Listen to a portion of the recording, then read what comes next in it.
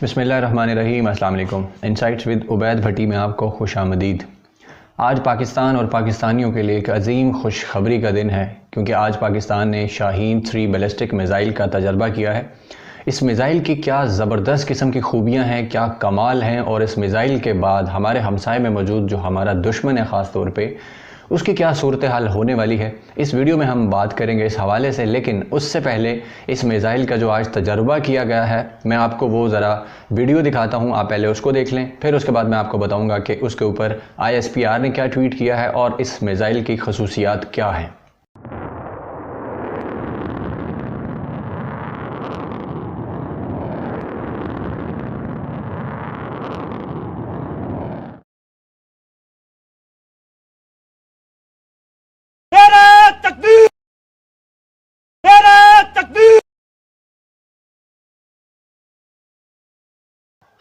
Missile के तजर्बे की video आपने देख ली। DG ISPR ने आज ट्वीट करते हुए इस पर कौम को मुबारकबाद पेश की और बताया कि इस मिज़ाइल के जो तजर्बा था, इसका मकसद ये था कि इसके अंदर जो टेक्निकल इसके एस्पेक्ट्स हैं, इनके हवाले से इसको चेक किया जा सके।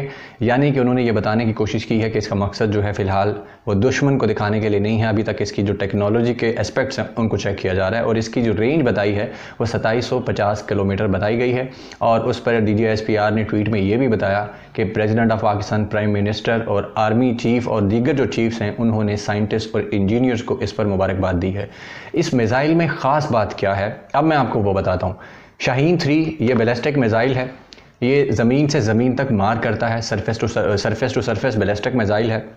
और इसको जो डिज़ाइन किया है वो national engineering and scientist commission जो है पाकिस्तान का, साइंस कमीशन, उसने इसको डिज़ाइन किया है। और ये सन 2000 के अंदर इसकी डिज़ाइन जो है वो स्टार्ट हुआ था, इसके ऊपर काम होना शुरू हुआ था, यानी आज से 20 साल पहले।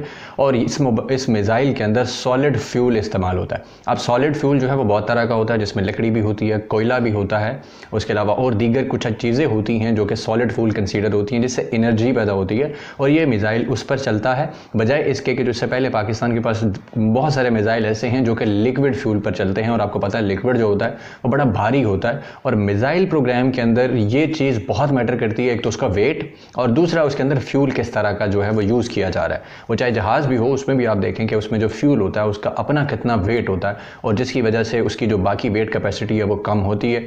अच्छा, इसमें सॉलिड फ्यूल यूज़ होगा, और ये बेसिकली गौरी 3 जो था ये उसके मुकाबले में बनाया गया। उसका इशू ये था कि उसमें लिक्विड जो है वो उसमें फ्यूल यूज़ होता था, और जब इस मिज़ाइल ने उसको मात दे दी, यानी उससे बेहतरीन साबित हुआ, तो उसके बाद गौरी 3 के जो दीगर प्रोजेक्ट्स थे उनको बंद कर दिया गया, क्योंकि ज़ाहिर है ये उससे कदरे बेहतर था, और बल्कि बहुत बेहतर था। और जो गौरी 3 था उसको कहूटा रिसर्च लेबॉर्ट्रीज जो है उसने डिज़ाइन किया था, लेकिन ये नैस्कॉम ने डिज़ाइन किया। अच्छा, फिर दूसरी बात, ये मिज़ाइल बुनियादी तौर पर स्पेस लॉन्च के तौर पर इसको तैयार किया जा रहा था, कि पाकिस्तान का प्लान ये था कि पाकिस्तान भी स्पेस के अंदर को अपनी सेटेलाइट भेजे, कोई मशीन भेजे, ताकि पाकिस्तान का भी अपना सेटेलाइट हो। और उसके लिए ज़ाहिर है कोई मिज़ाइल ऐसा होना बहुत ज़रूरी होता है जो कि स्पेस तक जो है उसको लेके जा सके सेटेलाइट को। तो बुनियादी मकसद इसका ये था। लेकिन उसके बाद जो है पाकिस्तान के इदारों ने ये सोचा कि क्यों ना इससे वेपन बनाया जाए, जो कि ज़ाहिर है पाकिस्तान के साथ जो भारत मुल्क है, ख़ास तौर पर फिर इजराइल के हवाले से भी पाकिस्तान को बहुत ज़्यादा थ्रेट्स होते हैं। तो खित्ते की इस सूरत हाल को मद्देनज़र रखते हुए इसको सेटेलाइट व्हीकल की बजाय, स्पेस व्हीकल की बजाय, इसको वेपन के अंदर जो है वो कन्वर्ट किया गया। फिर उसके बाद जब इस पर काम शुरू हुआ तो 15 साल इस पर लगे, इसकी बुनियादी जो डेवलपमेंट थी उसको करने में। और इसका पहला जो टेस्ट किया गया वो 2015 के अंदर किया गया था। और उस 2015 में जब इसका टेस्ट हुआ तो उसके बाद मज़ीद 5 साल लगे, जिसके अंदर इसके अंदर फर्दर डेवलपमेंट्स करनी थी। और बहुत सारी टेक्नोलॉजीज़ होती हैं जो मेन मिज़ाइल बनाने के बाद इसमें इन्वॉल्व होती हैं, क्योंकि ज़ाहिर है एक मिज़ाइल जो है उसमें ये क्वालिटी होनी चाहिए कि जब उसको फायर किया जाए तो वो एग्जैक्ट जो उसका स्पॉट होता है, जो निशाना होता है, वो उसको जाके हिट करे। फिर उसके बाद इस मिज़ाइल ने कौन सा जो है लोड लेके जाना है, वॉर हेड्स लेके जाने हैं, फिर उस पर भी बहुत सारा काम होना होता है, क्योंकि पाकिस्तान एक एटॉमिक पावर है, तो पाकिस्तान के पास एटम बम है। तो बुनियादी तौर पर जो पाकिस्तानी मिज़ाइल हैं वो एटम बम के लिए डिज़ाइन होते हैं, कि एटम जो है उसको ले जाने के लिए किस तरह से वो मशीन जो है इससे कंपैटिबल हो सकती है। फिर उसके बाद इसको 5 साल लगे, ये बन गया, और आज इसका दोबारा से टेस्ट हुआ है। लेकिन इसके अंदर जो अलग जो इसमें टेक्नोलॉजी वो यूज़ की गई है वो है मिट्रिव। और ये मिट्रिव क्या है मैं आपको थोड़ा सा एक्सप्लेन करता हूँ। Multiple independently targetable re entry vehicle. अच्छा, ये टेक्नोलॉजी कुछ ऐसी है कि आप इसको इंटरनेट पर भी जाकर सर्च करेंगे तो आपको अंदाज़ा होगा, ये दुनिया की जदीद तरीन टेक्नोलॉजी है जो मिसाइल्स के अंदर आई है। यानी एक ही मिसाइल है, उस मिसाइल के अंदर अगर ये टेक्नोलॉजी इन्वॉल्व हो तो एक मिसाइल मल्टीपल वॉर हेड्स अपने साथ लेके जा सकता है, जो कि इंडिपेंडेंटली अपने अपने टारगेट को हिट करेंगे। जैसा कि आपने फिल्मों भी देखा होगा कि एक मिसाइल जाता है, वो खुलता है तो उसके अंदर से ढेर सारी मजीद जो है अंदर से छोटे छोटे मिसाइल निकलते हैं जो कि अपने अपने टारगेट पर जाके हिट करते हैं। और पाकिस्तान के पास ये टेक्नोलॉजी जो है, अब ख़ुद से भी पाकिस्तान ने डेवलप की, इस पर काम किया, और चाइना ने भी इस पर अपरेंटली जो है वो मदद की है। और पाकिस्तान के पास जो एटम बम है जदीद वाले, जो अब पाकिस्तान ने मज़ीद तैयार किए हैं इस टेक्नोलॉजी के लिए, वो भी जदीद तरीन है और छोटे वाले, जो कि भारत के पास इस तरह से नहीं है। भारत इस पर स्टिल काम कर रहा है। इससे पहले पाकिस्तान ने 2017 जनवरी के अंदर अबाबील जो था मिसाइल, उसका तजर्बा किया था। और उसके बाद दुनिया भर के जो डिफेंस एनालिस्ट थे, जो जरीदे थे, जो सेंटर्स होते हैं, वो उस पर डिबेट स्टार्ट हो गई थी कि पाकिस्तान के पास ये टेक्नोलॉजी कहाँ से आ गई। नहीं, पाकिस्तान के पास नहीं होगी। भारत ने इस पर बहुत सारे प्रोग्राम्स किए, शोर मचाया कि टेक्नोलॉजी क्या है, क्योंकि इसको काउंटर करना बहुत मुश्किल है कि मिसाइल एक आ रहा है और उसके अंदर से ढेर सारे मिसाइल निकलते हैं, 5, 10, 20 जितने भी हो सकते हैं, वो इस हिसाब से जो भी टेक्नोलॉजी होगी। अभी ज़ाहिर है फर्दर डिटेल्स अभी आम तौर पे अवेलेबल नहीं है, तो उस हिसाब से एक परेशानी की बात है भारत के लिए। तो भारत इस चीज़ को काउंटर करने के लिए ऑलरेडी S-400 एक anti ballistic missile counter system है, उसको ख़रीदने के लिए कोशिश कर रहा है रशिया से, जिस पर अमेरिका ने उसको धमकी दी थी कि अगर वो ख़रीदा तो पाबंदियां लगा दी जाएंगी। तो लेकिन उसकी डिबेट्स चल रही हैं और वो बहुत महंगा सिस्टम है, बहुत महंगा सिस्टम है, बिलियंस ऑफ डॉलर्स उस पर लगते हैं। तो भारत ने अभी तो वो ख़रीदा नहीं है, लेकिन पाकिस्तान ने ये टेक्नोलॉजी 2017 में जब इसका तजर्बा किया था तो उसके बाद बड़ा शोर मचा था। और ये जो शाहीन 3 है, ये उसी अबाबेल मिट्रिव टेक्नोलॉजी के साथ बड़ा कंपैटिबल है कि इसके ऊपर वो भी इस्तेमाल किया जा सकता है। और जब ये पाकिस्तान फोर्सेस को दिया जाएगा तो इसके अंदर ये सारी टेक्नोलॉजी जो हैं उनको इसमें मतलब मर्ज कर दिया जाएगा और उसके बाद इसको पाक फ़ौज के हवाले किया जाएगा। अभी सिर्फ इसका टेस्ट किया गया है और बहीरा अरब के अंदर इसका जो एक निशाना था, फोकस जो बनाया गया था, एम वहाँ पे किया गया और उसने बेहतरीन तरीके से अपने उसको निशाना बनाया। फिर इसके बाद जो एक और मज़ेदार इस चीज़ इसमें यह है कि इसके अंदर जो GPS लगाया गया है उसका नाम है बेडू GPS, और ये चाइना का GPS है जो कि आम GPS से कई गुना ज़्यादा बेहतर है। और इसके अंदर जो एक एरर का ख़दशा होता है, जिसको सर्कुलर एरर प्रोबेबिलिटी CEP कहते हैं, वो इसके अंदर इम्प्रूव हो जाएगी। इसकी ये जो इसका GPS है इसकी वजह से कि जो एक खदशा होता है ना, कि एक रेडियस होता है कि जहाँ पे आपके टारगेट ने जाना है, मिसाइल ने जाना है, तो उसके अंदर वो कितना पिन पॉइंट हिट करता है, ये एक बहुत बड़ी चीज़ कंसीडर होती है। कि मिसाइल तो आपने फायर की है और आपका निशाना था कोई और जाके कहीं पे गिर गया तो फिर तो कोई बात ना हुई।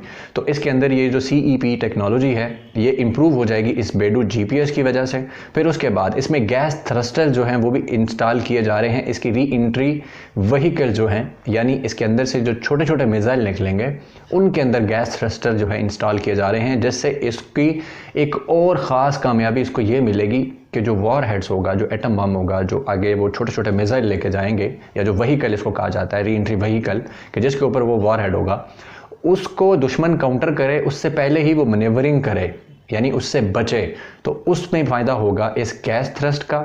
और उसके बाद उस दौरान जो इंटरसेप्शन होती है, मिसाइल जो एंटी मिसाइल सिस्टम होता है, जो उसने इंटरसेप्ट करना होता है कि कोई उसकी तरफ टारगेट आ रहा है, कोई चीज़ आ रही है हिट करने के लिए, तो उस इंटरसेप्टर से भी ये उस दौरान इसको बचाएगा। इसमें ये जो टेक्नोलॉजी है वो इस्तेमाल की गई, और ये किस लेवल की चीज़ है पाकिस्तान के लिए, कितनी बड़ी खुशी की चीज़ है। एक अरसे पे इस पर काम हो रहा था, खबरें आ रही थी। आप इसको चेक करने के लिए ज़रा गूगल पर जाके चेक करेंगे ना, जब आपको पता होगा फिर पता लगेगा कि भारत इस पर क्या कह रहा है।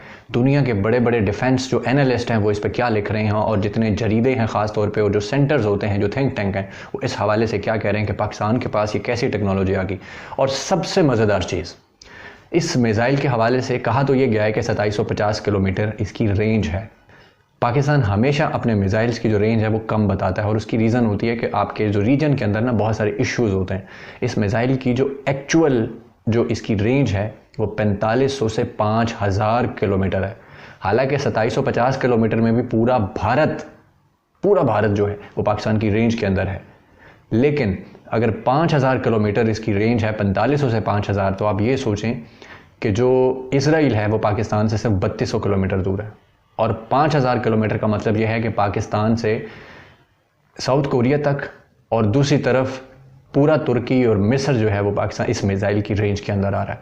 फिर उसके बाद इस मिज़ाइल की सबसे कमाल बात यह है कि ये हाइपरसोनिक है और इसकी जो स्पीड है वो मैक 18 से मैक 20 तक है। और एक मैक जो होता है वो आप गूगल पे जाके चेक करें तो आपको बताएगा कि 1200 किलोमीटर पर आवर के इक्वल होता है। तो आप मल्टीप्लाई करके देख लें, 18 या 20 को ज़रब दे के देख लें 1200 के साथ, ये 30-40 हज़ार किलोमीटर की पर आवर की स्पीड के साथ ये मिज़ाइल जाएगा हाइपरसोनिक। तो भारत को संभलने का मौका भी नहीं मिलेगा। फिर इसमें जो मिड-ट्रिप टेक्नोलॉजी है कि उनको संभलने और इंटरसेप्ट करना और रिएक्शन करने का भी टाइम नहीं होगा। तो ये मिज़ाइल वहाँ पे पहुँच के जो वॉर हेड्स होंगे वहाँ पे प्लेस हो चुके होंगे और उसके बाद पाकिस्तान जब चाहे उनको ब्लास्ट कर सकता है और भारत को रिएक्शन देना तो दूर, संभलने तक का मौका नहीं मिलेगा। और इससे भारत की जो परेशानी है वो बहुत खूब जो है समझ आती है कि सारी इसकी कहानी क्या है। तो अब मेरे पास मैप अगर होता तो मैं ज़रूर आपको दिखाता, माजरत चाहता हूँ कि मेरे पास वो सहूलत नहीं है, तो मैं आपको दिखाता कि कितनी रेंज जो है ये इसको ये कवर कर रहा है। इंक्लूड भारत का एक है निकोबार आइसलैंड्स, ये उसको भी टारगेट कर रहा है उसके अंदर। खैर उसके बाद आगे एक और चीज़ है, ये पाकिस्तान को एक और ज़बरदस्त क्वालिटी इसने जो दी है इस मिज़ाइल सिस्टम ने, वो यही है कि एक जो डिफेंस इन्वायरमेंट है भारत का, जिसके अंदर वो मतलब कह लें कि बड़ा complex ballistic missile intercept system उन्होंने यूज़ कर रहे हैं। और उसके अलावा जो S-400 ख़रीद रहे हैं, उसके बावजूद उनको मौका नहीं मिलेगा कि इस मिज़ाइल को काउंटर कर सकें। और पाकिस्तान को इस मिज़ाइल की वजह से इस कदर बेहतरीन एक ताकत मिली है। इससे ऑलरेडी पाकिस्तान के पास पहले भी एक बहुत बेहतरीन ताकत है कि भारत जो है जुर्रत नहीं करता, लेकिन इस मिज़ाइल के बाद अल्हम्दुलिल्लाह पाकिस्तान एक नाकाबिल तस्खीर जो है वो रियासत बन चुका है भारत के लिए, ख़ास तौर पर कि पाकिस्तान के पास इतनी बेहतरीन टेक्नोलॉजी। और भारत इसी से खौफज़दा था कि पाकिस्तान शाहीन 3 पे काम कर रहा है और उस मिज़ाइल की इतनी क्वालिटीज़ हैं कि उसमें जनाब सॉलिड फ्यूल यूज़ होता है, फिर मिड-ट्रिप टेक्नोलॉजी है, फिर उसमें बेडू, उसमें GPS यूज़ कर रहा है, और उसके बाद हाइपरसोनिक स्पीड उसकी है मैक 18 to 20 हाइपरसोनिक स्पीड है। तो भारत के लिए ये बहुत परेशानी की बात है। और उसके बाद एक और बड़ी ज़बरदस्त चीज़ है इसमें, अब पाकिस्तान के लिए रास्ता हमवार हो चुका है कि पाकिस्तान अपनी जो सेटेलाइट है उसको भी खला में भेज सके, क्योंकि ये मिज़ाइल कामयाब तजर्बा इसका हो चुका है। और यही मिज़ाइल जो है, जितनी इसकी स्पीड है और जो इसमें क्वालिटीज़ हैं, ये मिज़ाइल अब पाकिस्तान के सेटेलाइट को इंशाल्लाह ताला बहुत जल्द जो है खला में लेके जा सकेगा, अगर हुकूमत पाकिस्तान और पाकिस्तान के इदारे इस बात पर तहैया कर लें कि अब हमने अपना सेटेलाइट जो है वो भेजना है और उस पर काम करना है, अपना स्पेसशिप जो है वो भेजवाना है। नाज़रीन, ज़बरदस्त मालूमात मैंने आपके सामने रखी हैं, उम्मीद करता हूँ कि आपको ये पसंद आई होंगी।